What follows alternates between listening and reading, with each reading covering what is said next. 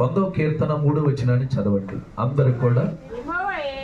ఇదిగో అందరూ తెలుసుకోవలసిన ముఖ్య విషయం ఏంటంటే యెహోవే దేవుడని తెలుసుకోండి. దేవునికి స్తోత్రం. ఇది చాలా గొప్ప మాట. ఏమన్నాడు? మొదట యెహోవే దేవుడని మొదట మీరు తెలుసుకోండి.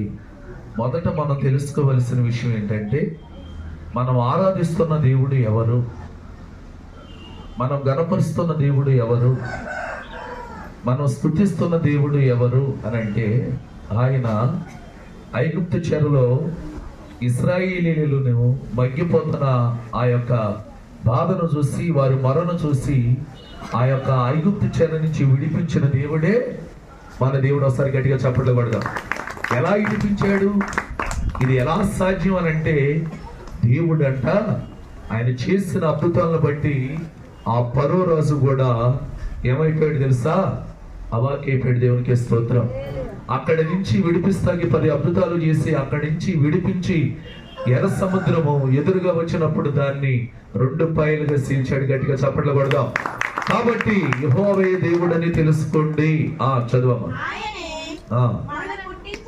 ఎవరంట? ఆయనే మనల్ని పుట్టించును. దేవునికి స్తోత్రం. మనందరిని కూడా ఆయన నిర్మించాడంట, ముద్రించాడంట, ఆయన మనందరిని కూడా రూపించాడంట. దేవునికి స్తోత్రం. కాబట్టి ఇక్కడ దేవుని వాక్యం ఏమైనా సెలవిస్తుందంటే ఇదిగో ఆయన మనల్ని పుట్టించును, కాబట్టి మనము ఆయన వారము. సరి గట్టిగా చప్పట్లు కొడదాం. ఈ వాక్యంలో ఉన్న భావం ఏంటంటే మొదటి యెహోవా దేవుడని తెలుసుకోవాలి, రెండోది ఆయనే మనల్ని పుట్టించును, మూడోది మనము ఆయన వారమై ఉన్నాము. ఇప్పుడు మనము మన సొత్తు కాదు. ఎవరి సొత్తు? దేవుని సొత్తు. కారణం ఏంటి? ఆయన రక్తముతో ఇలువ పెట్టి మనందరిని కొన్నాడు.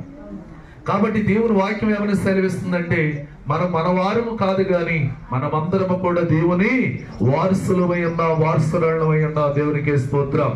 కాబట్టి చదవమ్మా. మనమందరము కూడా ఆయన ప్రజలమై ఉన్నా.